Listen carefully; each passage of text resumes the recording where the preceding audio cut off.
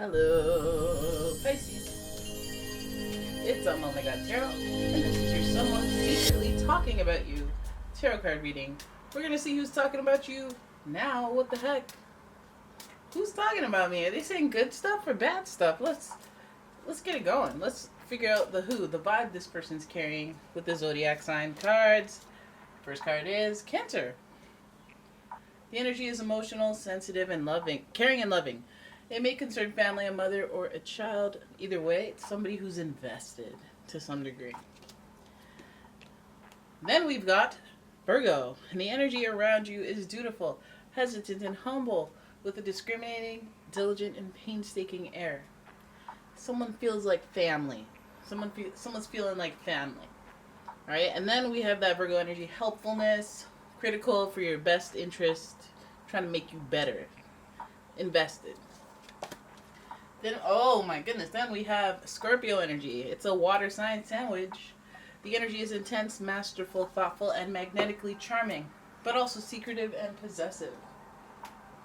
I like it because we have sensitivity. And then we have your polarity with Virgo, and still there's some earth in there, and it grounds us a little bit more. But hypercritical is the name of the earth game, so let's see what's being said. What's being talked about by this hybrid Cancer, Scorpio, Virgo concoction here. Might be a little more Cancer than Virgo. Might be a little more Virgo than Scorpio, you know? So let's have a look with the Light Seers Tarot deck. And if you have a look at my description, you'll see that, yes, I do personal readings as well as there are a bunch of decks in the description. The ones that I use, if you're curious about those, boom, Amazon link. Oh my good. Oh, really? You want to play me like this? You want to start right off the bat with some hardships? Go ahead. You got the Nine of Wands in reverse, followed by the Six of Cups in reverse. You got reversal energy, boy. Boy, ain't no way, boy. Queen of Cups, that's some Cancer energy, followed by the King of Cups. That's interesting. Nine of Swords, difficult reading. Okay, but we should have known there would be some depth to it. Let me reframe this here. Should have known there'd be some depth because of that Scorpio vibe.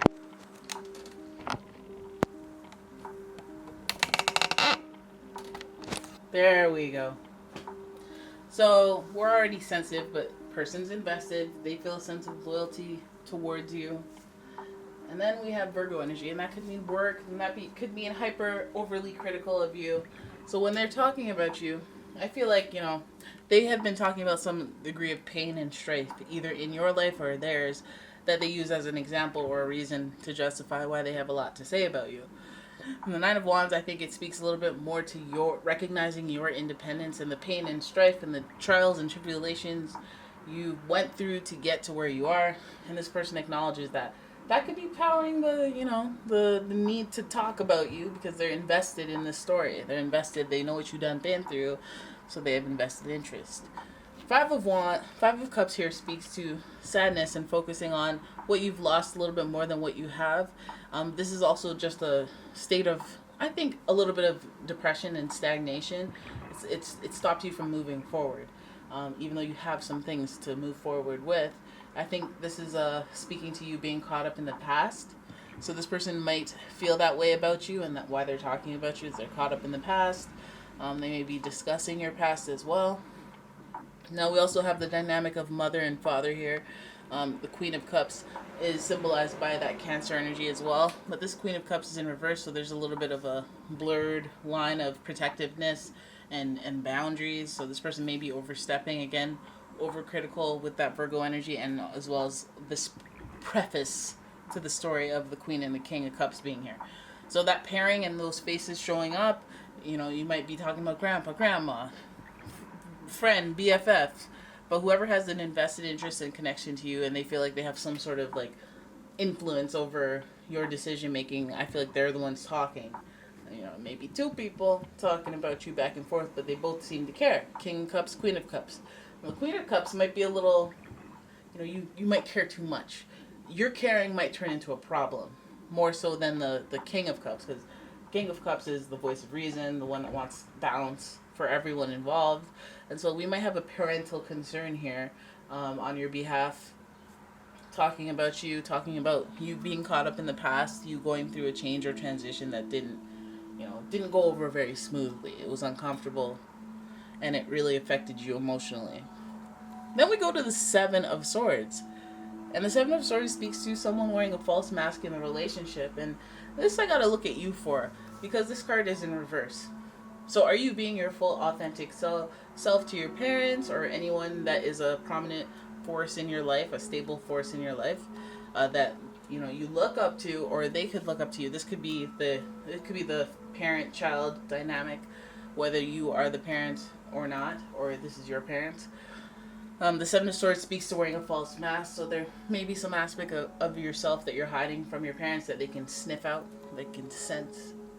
The water signs are very, very spiritual, very intuitive with that kind of thing. If something's off, they will feel it, they will sense it. Queen of Cups might go, I know it, I can feel something's off, I can feel it, and be annoying. Okay, something is off, but I don't want to admit it. I don't want to talk about it. Maybe they can smell it, they can sense it, they know your past, they know your history, they know what you've been through, so they can really tell that you're being different or that something's up. They can tell when something's up. Spiritually, too much cups in here for me to not think that this is an intuitive connection. The Cancer and the Scorpio, especially investing in the Pisces, is like, I can sense you, I can. But sometimes the Scorpio, I believe, it is my opinion that sometimes Scorpios assume their own intentions onto the Pisces, where they go, okay, I know you were about to do this because I'm intuitive, and Pisces are like, what? No, I wasn't. That's not true. But then also, if you're so wrong about me, I have no desire to explain myself either. You're just wrong.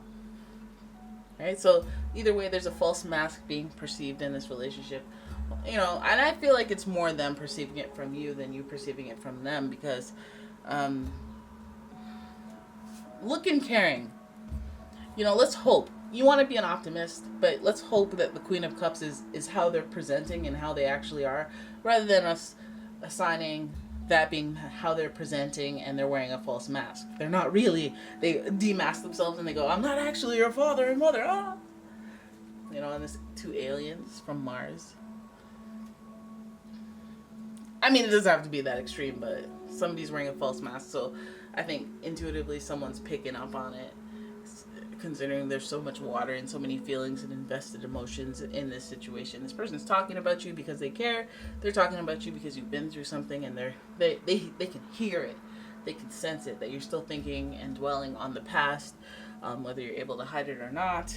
They have an invested interest in you, so perhaps, if they're hypercritical, hyper this, hyper that, it's usually for the betterment of you with that Virgo energy. And so they may be kind of steering you in certain directions, like saying, hey, why don't you come out with us to do this? Why don't you just do this? How about, here's a phone number for that? Or they'll do something. And then you won't know why, but it's ultimately because they're trying to get you either out of a funk, get you thinking a little bit more constructively, and are trying to help you improve in some way. Very invested person. So this is a good one where they're talking about you out of care, out of love, out of compassion, out of intuition. So even if you're not ready to accept, it would be nice to be open. Like, not me. Everything's fine with me. Everything's fine by me. I don't need nobody. I don't care.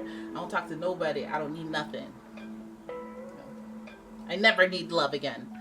If you're at that point and they understand your true nature is to love and be loved and be in love and be needed and all that, they're gonna be like, okay, well then, you wanna come outside? Maybe that'll make you shave. Maybe having something to do will get you out more. They're coming from a place of love and wanting you to be normal and better. All right, so let the game. Virgo is associated with the Hermit, so if you're doing any sort of hermiting, they're going to try to pull you out of it some way, or recommend things even if they can't be there. Distance is a thing. Alright, so there it is. That is your reading. I hope you guys enjoyed it. If you did, please give the video a thumbs up and subscribe to the channel. Leave a comment, share the video, and if you'd like a personal reading, please check out the description of the video. And yeah, my Etsy shop as well. So we got some fall scents coming in, which I'm excited about. And I'm going to be relaunching soon in September, so stay tuned for that. There's so much coming in September, guys. Even another channel where I can just talk to you guys and just be normal. Not too normal.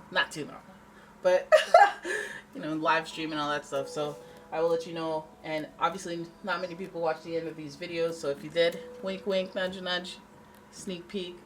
And yeah, I will see you guys in the next video. Thank you so much for watching. Bye-bye.